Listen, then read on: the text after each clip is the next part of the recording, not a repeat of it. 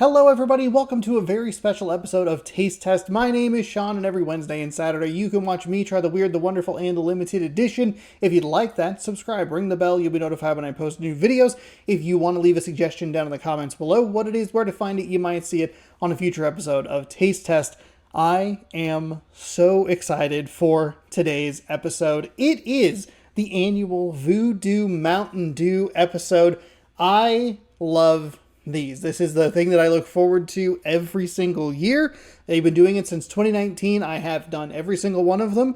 They are in kind of some weird spots. There's a couple in some weekend reviews back when they first started in 2019 and 2020. And then the most recent batch, I would guess, would be 3 through 6 now, would be as individual taste tests. So if you want to watch that, I'll try to make a little playlist for you so you can watch all of those episodes. And keep an eye out on the channel because my plan is to do a compendium of all of it, and we'll figure out how right and wrong I was based on the flavors or guesses and the correct flavors and all that sort of stuff. Because if you don't know, Voodoo Mountain Dew comes out every year, and it is a mystery flavor. For the first few years, it was kind of just a general sort of like fruity candy, not Skittles. Or I think one of them was like sour candy, which would be like gummy worms or something. No, I think it was something specific. Sour Patch Kids, something like that. But I think last year and maybe the year before, but I'll have to check myself later, they have actually tied in with an actual candy brand. And that was very exciting. Last year's, I think, was a little bit disappointing. It's probably not that disappointing. I probably just let my mind go a little too excited with it. Because I thought it was going to be the potential for something kind of chocolatey, or just, I thought that with a candy thing, it opened the door, because as I'm sure I talked about at length with it, it's like we as Mountain Dew can go forward to a candy corporation. We can talk to them and we can say, hey, Voodoo is in its 5th year. It does well. It does these sales. Would you like to partner up and make something weird that actually will sell? So I was hoping that it would be something more extravagant. It still was in kind of that like fruity candy sort of thing. If I remember correctly, it was Airheads, I think, but we'll double check that in the future. As for this year, thankfully, I don't know what it is. It's starting to pop up in your area. You can find it in regular, you can find it in sugar-free, you can find it in 20-ounce bottles, and you can find it in 12 packs of 12-ounce cans. In addition, you can also find it at Circle K as a slushie. So keep an eye out for that if you have a Circle K near you, or I believe Holiday are kind of the same thing. Like they're taking the Holidays and converting them to Circle Ks. So if you're that interested in it, I know I have a Circle K near me. I'm going to try and find it. So that might be in the compendium episode down the road. As for this one, I don't know what I want this to be. I kind of just want it to be a fun flavor. I get so excited for these because I love the weird oddball stuff. It's just fun. It's like, I just love it. I love it. So let's crack it open and let's see what we can glean from the scent. What they do a really good job of is giving you a scent and you go, oh, I can place that, but what is it exactly? So we'll see if we have that this year. You know what's weird is I said that and it's kind of just generic. It just feels like a general fruity something. There's something in there. Something strikes me as like a blueberry, blue raspberry, something like that. Something berry, grape-y, something. I don't know.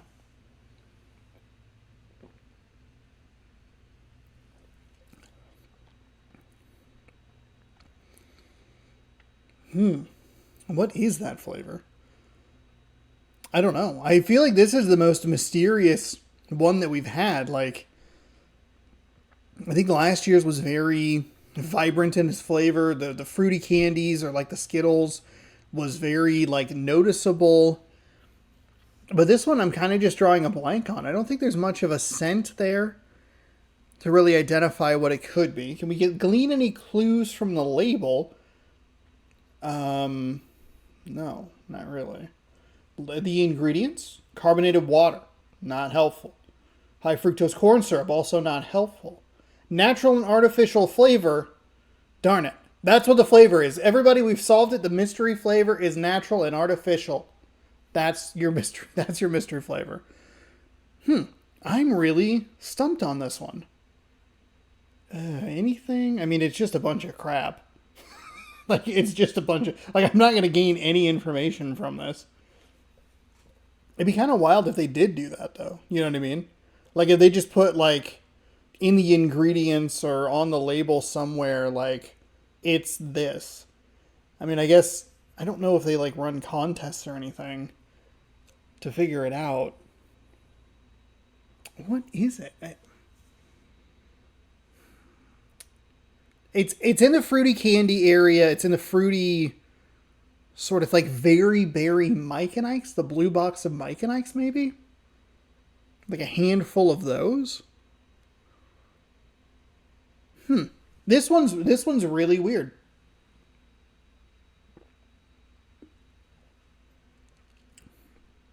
I don't love the taste. I will say that. I do think that as much as I look forward to and love the Voodoo Mountain Dew stuff, I don't think any of the sodas have ever been extraordinary or even really all that good. In fact, I was talking with someone last week about the gelato, the Taco Bell gelato that went out, and they were talking about how, but they were talking about how they don't think that a lot of the Mountain Dew offshoots have been all that memorable or all that good. And I agreed with them. I replied and I was like, I don't think that any of them have been good enough to buy a second time. The last time that we had a really, truly great, like, Mountain Dew subsidiary flavor was Black Label, which I think was kind of like Pitch Black or Dark Berry, if you remember that from The Dark Knight Rises. And this is another one of those...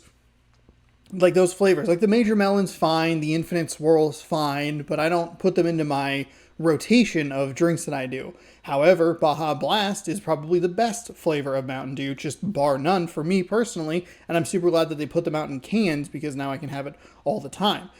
It's so rare that they actually hit, and as much fun as these can be, they aren't really worth a second drink. I don't think the 12-pack for me has ever actually been worth it, though I'm sure I've ended up with them. That'd be an interesting stat to track as well, of like bottle versus 12 packs. How many, what's the ratio there out of the 6?